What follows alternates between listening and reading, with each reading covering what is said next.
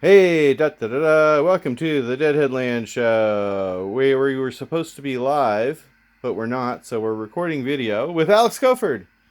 And we're gonna talk to Alex Koford here. Welcome. Where's my Hi, I'm Happy Cat. Where's my mug? Your mug? Yeah, all the talk shows have mugs. They do. I need a mug. You gotta get DHL mugs. I do have a mic, but the mic's in the car, and I found it's a real specific shotgun mic, so I literally have to like point it at you. Could be fun. But I didn't set up the mic. I figured we'll just go for the ambient sound here in the Deadheadland studio. And hi. We're not live. We're on digital video recording. I was gonna say videotape, but it's not on tape either. Okay. And although I do actually have tape cameras, as long as we're going old school. Tape is coming back. Yeah. I don't know about on film. Yeah. But in studio, tape is coming back. Well, it's been back, I guess. Yeah, vinyl. Vinyl. And, it's kind of timeless, but I imagine video's the same. There are people that really kind of like the weird quality of VHS because it gives you a certain kind of look that you just don't get with digital. Yeah. You know, but I don't know.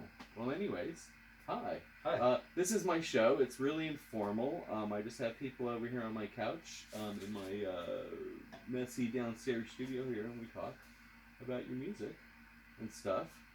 So that's it. We're with Alex Koford. Alex is from, currently Colonel in the Mermaids, and you play guitar in the Terrapin Family Band. Yep, that's a new thing. Well, that's a good thing to actually start with because I see you play a lot, and so you've actually been playing guitar with the Terrapin Family Band for over a year and a half. I think it's been just about a year, yeah. Yeah, and but every time I'm at a show or you watching you guys online, somebody always says, "Oh, look, who's on drums?" And Alex is on guitar, so everybody knew you as the drummer. Yeah. So what happened there?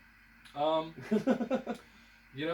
think that Phil pulled me aside a year and a half, maybe right around the time that we switched, and he said they just did the Cannabis cut, right, with Neil Casal and Adam McDougall. Nathan was the drummer from Midnight North, and Graham and Elliot were in the band, and Phil had a great time. And I had been at where I started getting with my drumming, I started feeling like being a singing drummer, just my entire learning how to play drums, it was being self-taught. So at the beginning of Terrapin and stuff, I was kind of just at the very beginning of my experience of playing drums in a professional, semi-professional way. And so as I started getting better, I started realizing there's certain songs that I didn't want to sing and play drums on. Because I started wrapping my head around the drum kit. Did you already play guitar? I did, yeah, just as much as I played drums. Oh, okay. So it's my entire life I had drum kit, I had guitar, and I would just teach myself. But that was your first kind of, when you're really getting serious, you were already playing in front of audiences. It was like sink or swim, which is good for me because if I had been told what to do and been taught from the beginning, you have to learn chords this way, or you have to think of this instrument in this boxed-in way, I probably would have put it down right away. So I can understand that. Yeah, the sink or swim thing works for me. So so I remember the early days of Terrapin. You worked there as one of the crew. You were working the door sometimes, and I remember you frisked me and took my liquor and drugs. No, that wasn't you. But I ate them all. You'd be there working the crew, and what created that shift over? Suddenly you're behind the drum kit. I don't know. At the beginning of Terrapin was so loose, and I wasn't there at the very beginning. I came maybe a few months in. I think I came in September. Okay, but it's still that first year. The first year, yeah. And I got a job. I was not in a good place personally, and I was kind of just in this funk. I got a job at Terrapin, and I knew the Leshes, so I reached out, and I had gotten a poster from Phil when Terrapin first opened. It was like, "Hey Alex, come rock with us," or something. It was his way of being get out of your funk. I think. That's pretty great. Yeah, it was really cool. Yeah. And so I got that poster, I hung it up, and then a month or two went by. I think I reached out to Jill and I said, is there any way that I could maybe get a job at Terrapin? So that's how I started doing the ticketing and my first day, I remember like it was very primitive still. We were still doing like hard tickets. Uh-huh. The very beginning of Terrapin. Right. Oh, I remember. Yeah. Oh, and those, we loved those hard tickets because they Same. were fancy tickets. And they were fun, and we had yeah. to go through every individual thing. It was like the old school Yeah. GD ticketing thing, but in Terrapin's small scale form. Right. And so that's what we did. We like shuffled through shoe boxes of envelopes and got people the tickets. Right. But I remember putting the wristbands in the envelope and getting the package ready. And then it just kind of, it was so loose and things were just kind of happening. I think I don't remember if I played with the family band, which was just the house band at Terrapin at the time. Right. It wasn't as defined as it is now. No, it was literally like Scott Patton, Ross James, Brian Lesh, Graham Lesh, and Emily Sunderland and myself were, I don't know when we fell into that, but that was like the rotating thing. And I don't know if it was American Jubilee or Terrapin Family Band that I started playing with first, but either one of those kind of like both happened at the same time. Right, and I remember being a Terrapin fan that when Terrapin first opened, anytime they'd say Phil was playing, everybody would get excited, and there'd be so many people would show up and line up. Like early in the day, they'd have to pass out wristbands, and not everybody would get in, and it was quite a circus really that first year. And so anytime Phil wasn't playing, to me it was a night off, and I was also just kind of building my life here. So I kind of missed that first year of like bands starting to form and stuff. And next thing I heard was like, you guys were all really good, and Terrapin Family Band was starting to become a defined thing, and American Jubilee was for a bit everybody's favorite band that had grown out of that. And I was like, what am I missing? And that's when I started to come more nightly, you know. And I was like, other people, I'd only show up when Phil was there. So it was probably about the same time you started playing. So that's why maybe in my mind you were always there and always playing and always part of it. You know? Yeah, I mean it happened. Thinking back on the like 6, I guess it's been over 6 years. Yeah. So 7. that first year, gets close to 7 years. 2012 was the first show. So it's like that first year seemed so quick that everything kind of happened fast. Yeah. But that's first year is when everything kind of progressed. Right. So you started playing drums, and but you've always had a passion for music, I'm gonna assume. Or, yeah. I mean, you're a natural. You seem that you just kind of jumped into it. And, well, my family, singing? I have music in my family. So my dad was a musician. My uncle, on my dad's side, but actually both uncles. My grandmother was, a musician, played piano and sang opera and stuff. And then on my mom's side, my grandfather was a jazz trumpet player. And so music was coming from both sides of my family. So I was always interested, looked up to my dad, and wanted to. And when I would hear like cassette tapes, I had a couple cassette tapes of his old band, and I would listen. He also had acoustic guitars, and I just wanted to be like him, That's cool. Music was playing a lot when I was really little. My parents separated when I was 6, but I remember most of my only memories, pretty much, with both my parents living in the same house, was music being playing. Like there was always music on the stereo. Okay. So you were just in the environment, and when did you start singing, or when did you start to realize that you were a singer or could sing? I don't know. I always just did it. So I didn't. It was like I didn't understand that everyone couldn't sing. So it was just I would sing along, especially the Beatles. Listen to the Beatles when my parents would have it on in the stereo, and I remember vividly where the speakers were placed on the floor, either side of the fireplace, and I would lay on the ground and put my ear to the speaker, and I would sing with the Beatles and sing into the speaker, trying to let them hear me. That's great. That's great. Those are good times. Well, very good, very good. So your singing tends to really blow everybody away. I mean, you've got a really great and powerful voice. So I don't know if you know that, or I know it's weird when people say stuff. I do my best. But that was when I had first heard they were changed, and I was at that show where I saw Nathan play with Phil at the Cannabis Cup, and I'd seen Nathan. He used to be with Midnight North, he was their East Coast drummer. Was how I was introduced to him at Lock-In one year, And so yeah, he's great, and I could totally tell that Phil was digging that. But that was my worry, was that like, 'cause I think you're a valuable part of the Terrapin family band. So my personal worry was like, wait, no, they can't get rid of Koford, and you're the only one in the band that can really sing. I think anyone can do anything, man. Well, no, but you have a no. I love everybody singing. I am absolutely. You know, I'm a huge Ross James fan, and I will defend Phil's singing to the death, and I like Graham singing quite a bit too. But you have just a voice. You're like, it's different. You're like Greg Loyakana, who honestly is one of my very favorite rock singers. And when you and Greg sing together, that's to me just magic. Yeah, I love doing that project with him. Yeah, you guys have some good harmonies. So you're with the Terrapin Family Band. That takes up a lot of your time, and but there's not much coming up for Terrapin Family Band. You guys done for the summer, or we have Telluride. Telluride, that's right. I guess it's the very end of summer. Right. Fall officially starts, I think, and that's the last thing on the books. I will. And that's even the last thing I'm aware of. So I don't know. I'm assuming that Terrapin Family Band is going to continue. Oh yeah, but that's the last thing on the schedule, right? And Phil has some other Phil and Friends shows, He'll always Outlaw do Phil and Festival Friends and whatnot. Yeah. But did you go? Were you part of the band when they went to Telluride the last time? I've never been to. Okay, because I remember. I think that was listed as Phil and Friends, but I seem to remember Graham and Brian and possibly Ross were there, and I think Andrews was part of the band, and Andrews Osborne and stuff. So this will be my first time. I was at that one. Well, it's really good. I'm going to try to go. That's the Telluride Blues and Brews Festival, by the way, ladies and gentlemen, that we're talking about. And Telluride's difficult to get to, but it's worth it. It's an amazing festival. I had such a good time there, and you guys are one of the headliners this year. Are we?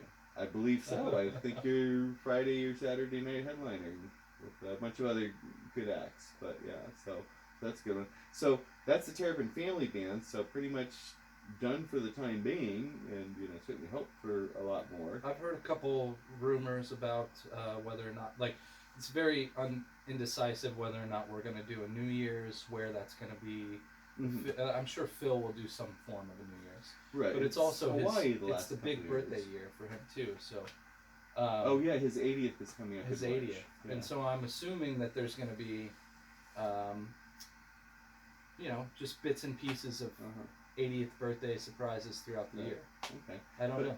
But meanwhile, since Terrapin Family Band is going to be on something of a break, or you're not quite sure what they're doing next, you've got other projects you're involved with. Yeah. And the big one, I think, is your band. That's the one I'm most excited about. Yeah. It's definitely not at like a caliber of that making me money necessarily, but I'm putting all my energy into it. Mm-hmm. Mm-hmm. Well, that makes sense, and I same thing. I've got my day job. Yeah. Deadheadland's not making me money. Buy some T-shirts, but it's we got to do the things that we've got to do, and hopefully we still enjoy those. But then pursue our passion, and some of us are really blessed to get to make money at what we're passionate about. But you're excited with Colonel and the Mermaids. Very excited. Okay. I'm really happy with where the band is at. Well, we've been a band for a few years now. Mm-hmm. Like, I don't know, 4 years now, maybe even more. Yeah. But it was like kind of the very beginning was like an opportunity for me to have my own night.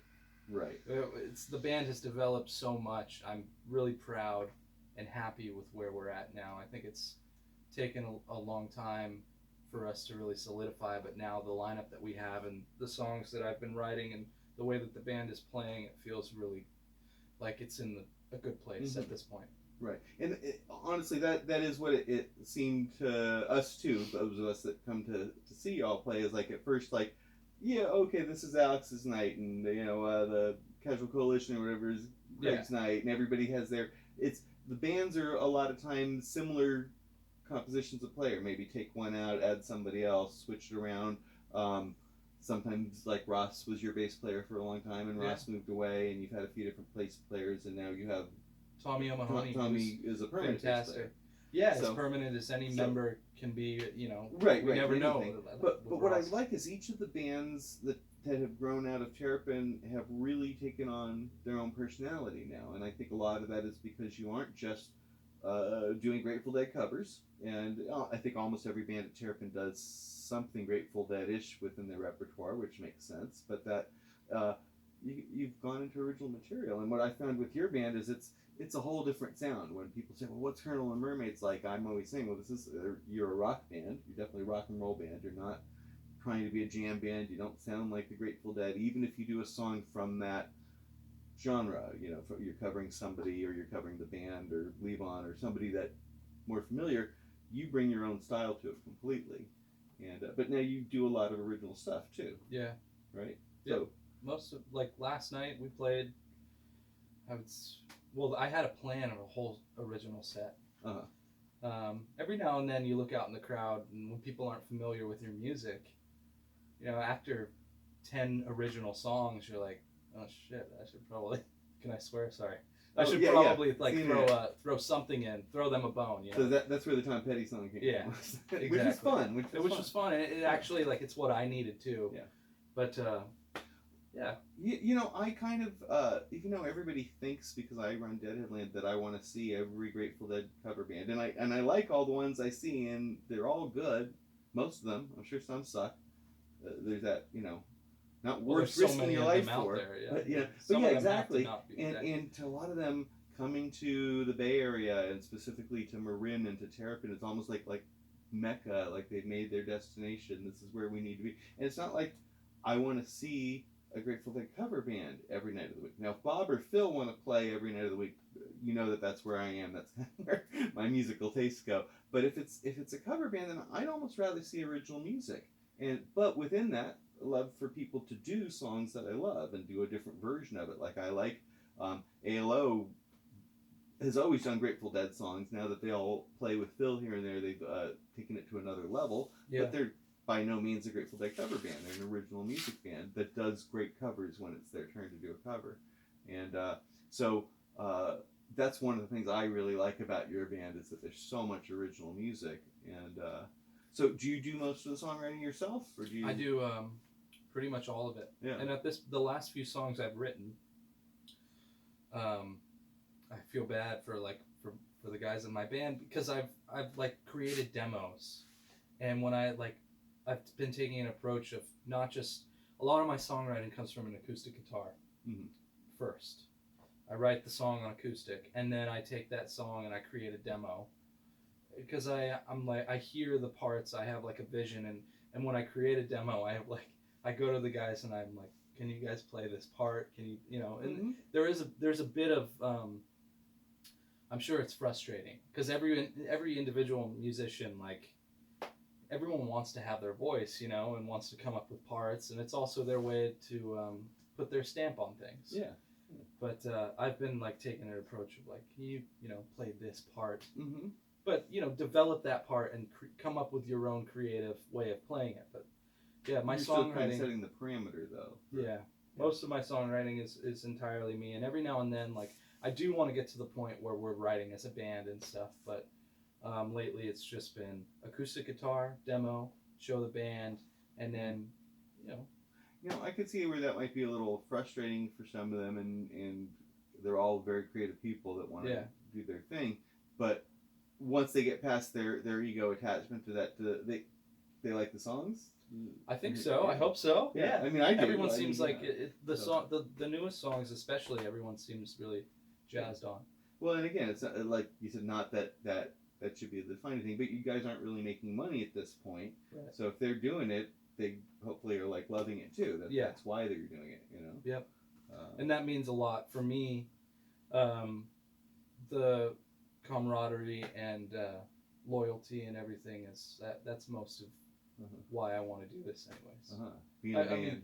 I like, all through school, I always wanted to be a musician, and every whether it was middle school where I had a silly project that I was calling a band, or eventually high school where it developed a little bit and it was a different group of guys, but it was still not really a band. We weren't gigging. Did you have a name? Yeah.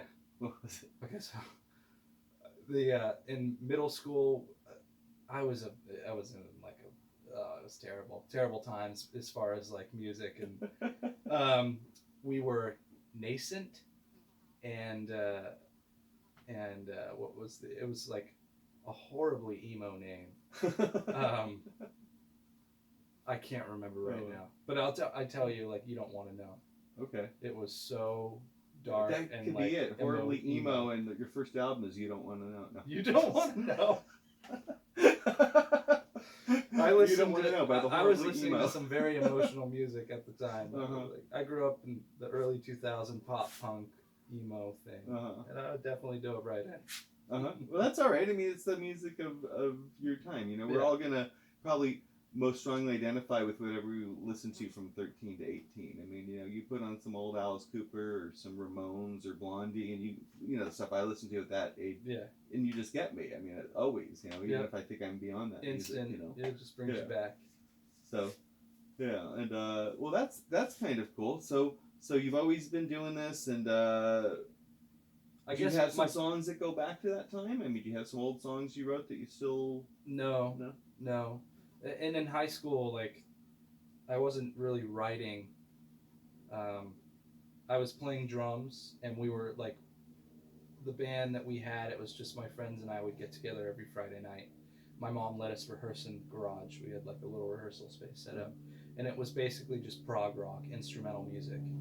And we are like, our favorite band at that time. When I got to high school, it was like Dream Theater was like that was our god, you know. And so we basically just studied Dream Theater music and like all the bands that kind of went around. Eventually, it was like the side projects of Dream Theater, like Liquid Tension Experiment, and then diving into like Genesis was always huge in my life. My dad was a huge Genesis fan, so I always loved Genesis. But it was Genesis, Gentle Giant. Okay. So like ELP and like all the real prog. The real prog, yeah. You know, I'm a huge Yes fan. Love Yes. Said that to you a few times. Yeah. Yeah. But that was like, we just learned little. We either made medleys out of a few different songs, or we just learned like different prog tunes. That's so I wasn't writing. Cool. Well, and that's not necessarily easy music to play. I mean, that's gonna challenge you or make you. It definitely pushed me a lot, and I wasn't trained at the time, but my ear, like, it helped a lot with ear training, and which is all of my musical experience and how I've grown is all through the ear, which I'm so grateful for. Wow. That's like, I think that has helped me so much. I would think especially with Grateful Dead music and improv, it's all about listening. I think that that's pretty key. That listening and not you know, not playing until it's like that moment is right. You know, kind of. You know, but my 2 bits. So all right. So back to Colonel and the Mermaids. This is really interesting. But you so this is a project you're actively involved with. I know I saw you play last night. You're playing again on Tuesday at Terrapin, and then it's my last show. Town. I'm leaving town. I'm moving to Los Angeles. Moving to LA. But it's not a goodbye.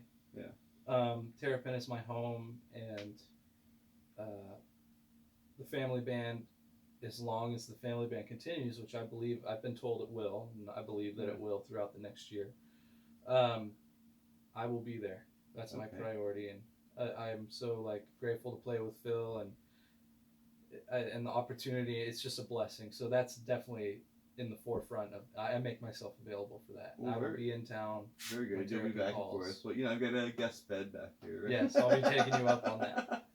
And so, but you're still working with Colonel and Mermaids. You've been doing. My band will all still live up here. You've been doing stuff in the studio too. Yep. And you have a fairly famous guy working with you. Fairly. Big guy. Yeah, I love that guy. What's his name? Dave Schools has been producing. Dave Schools. He's Dave amazing. Motherfucking Schools. Dave motherfucking Schools. He's an amazing guy. Amazing human and an amazing musician and producer. Like, I think not only does he enjoy producing, but it's just the relationship that I've been able to form with him. It just feels so good. Working with him, everything's so comfortable. He's so nice and helpful and generous, and I couldn't ask for, like, I don't understand how I got so lucky. That's really fantastic. Yeah, he's you know, I mean, I've seen Panic a lot, and you know him from there primarily. A little bit his other band was it the Stockholm Syndrome, his solo thing. But when he's kind of out there a bit on Instagram and stuff, and expresses himself, and it's like he's a thinking guy, and he's got some pretty cool just stuff that he says. Like, he was just giving some random kid bass advice on his Instagram the other day, and I'm taking bass lessons now, so I took that. You to were heart. that kid. I was that kid. Well, not really, but Dave, your message got through. It was good. He might be watching it, and I hope so. I believe he is. Well, he's watching us live. I forgot we're live. Oh, he wants me to tell him about our. I have a DJ career. You have a DJ career? Apparently, yes. And so the DJ career. Let me talk about this real quick. Okay, very sure. Important. That's something I don't even know about. No, it's not. It's I'm making this all up, but it's very important. Okay. The DJ career. I'm moving to Los Angeles. It's actually probably going to be a very important part of my life if I want to make it as a musician in Los Angeles. So you got to become a DJ. You got to become a DJ. Well, Benji's a DJ. Well, Benji's a real DJ. I'm talking club DJ. I'm going to make some money here. Like, I'm in it for the money. All right. I want to go to the clubs. I want to do like a Las Vegas residency. Oh, I got it. You got to get a big platform and lights and headphones. Yes. I'm going to have a Steely as like my big giant head. Oh, like a Grateful Dead mouse. Yes. Grateful Dead mouse. Yeah, I think that Deadheadland should be involved with that somehow. I think you're going to have to be. We're going to need to pump this up. Great. Okay, so speaking, kind of keeping us on track there. So Dave Schools has been working with you, and you guys have actually been in the studio recording some stuff, right? Yeah. Building to this. Dave and I went to Athens. He took me to Athens, Georgia, which is a meaningful place, obviously, for him and Widespread Panic. But John Keane is an engineer that Widespread worked with. He did the REM records, the Indigo Girls, and Dave instantly when he heard my original recordings that I had done with my band Colonel and the Mermaids at Panoramic Studios in Stinson Beach last year. Mm-hmm. He heard the roughs, and he the song Out of Here that I released, Colonel and the Mermaids released that song last February. It was our first single. He heard that, and we decided that was going to be the first single to release, and he got on board and wanted to help with the project, and he immediately was like, I think John Keane should mix this. So we sent that song to John Keane, and then when it came time a few months ago to go to Georgia or go to record, we went to Athens, Georgia, where John Keane has a studio, and it wasn't my live band, Colonel and the Mermaids, with Craig MacArthur, Dan Lewering, Mike Pascal, and now Tommy O'Mahony.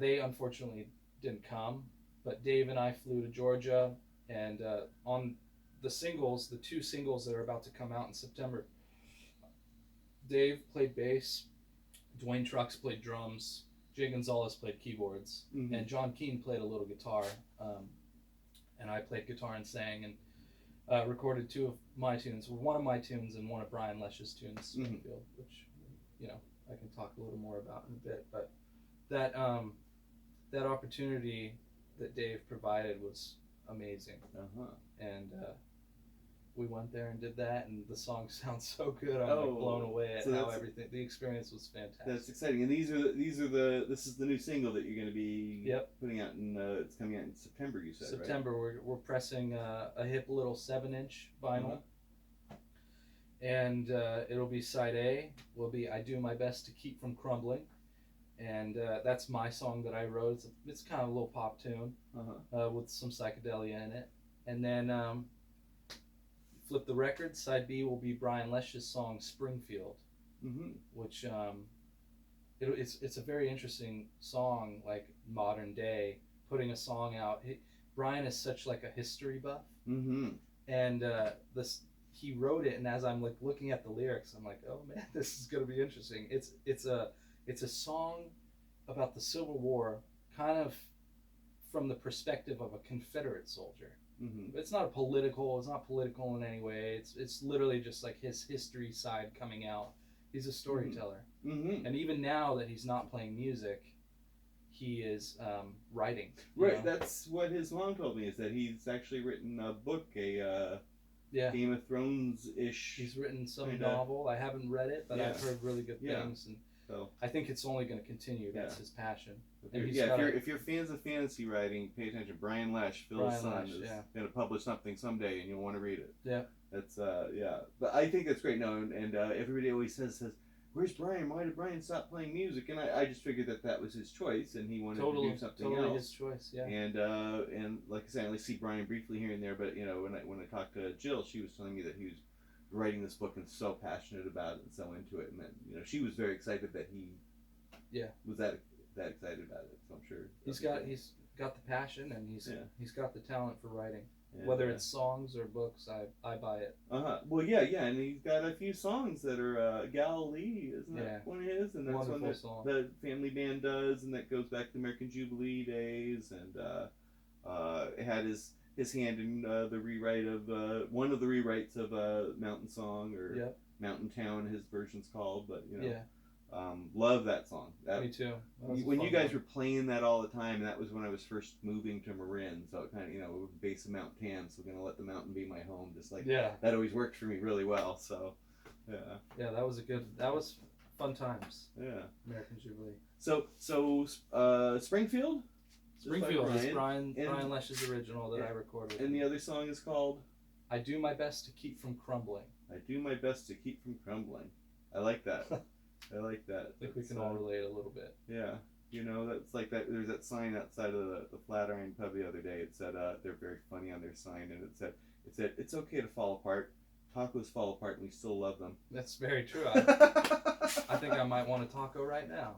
Yeah. If I had one, I'd give you a taco. We should do a whole thing. Just where tacos. We make tacos? Well, eat tacos at least while we're talking. Talking taco. Well, that could be another show. Like a close-up mic, so you get the good crunch. Crunchy tacos. Yeah. All right. Well, we'll do that for the next episode. So you'll if you come here again, we'll do some tacos. Okay. Okay. All right. So I see that you brought your guitar, and you're gonna play a song for us, maybe. Sure. I do want to say real quick. Not only are the singles coming out in September, but Colonel and the Mermaids just announced today that we're doing an East Coast tour. East Coast tour. So that's gonna. Well, when is that? What are some? I mean, we'll repost it all on Deadheadland. But what are the dates when they're coming up? You're part of the Tree of Life benefit as well. I will be ending my tour with Colonel and the Mermaids. They'll fly home on the 27th, and on the 27th of September, I will do the Tree of Life. Very excited about all of it. But the tour will start on September 19th. And unfortunately, I can't tell you. Exactly. I know I would mess it up if I tried to go through every 8. Okay, so we're doing 8 shows on the East Coast. And this is with other bands, just you or Colonel and the Mermaids is doing 8, and I believe Alex Jordan's solo project that he's just doing for the first time is. Or at least on the East Coast for the first time, is joining us for 4 shows. Okay, because I just posted Alex's dates this morning, so he's actually he wants to come here and talk with me and play a song too, so we'll plug that then. So when we get all the dates and information for the Colonel and Mermaids East Coast shows, we'll put those up on Deadheadland. And also next Tuesday, Terrapin Crossroads in the bar for free. Your last chance to see Colonel and Mermaids for a little bit, not forever, but for a little bit here at Terrapin. And and the single is going to be, where will people be able to buy that? ColonelandTheMermaids.com? We'll have them on tour with us, the vinyl. Okay. And I haven't set up an online store with our website, ColonelandTheMermaids.com, but that's something that I absolutely should put some energy into. Okay, not that hard to do. I don't know how to do stuff like that. That would be fantastic. Not online. not here, but I can help with that. That's we'll do a step by step. But it's easy to do. Yeah, at our shows you can definitely buy them. Old school. Come up and see. Do you know how many you're pressing? Is it going to be what? Around 500. 500. Planning on it just being that 500, or I guess if there's a demand, you might print more. We're starting with that. If people buy 500 of this record, we will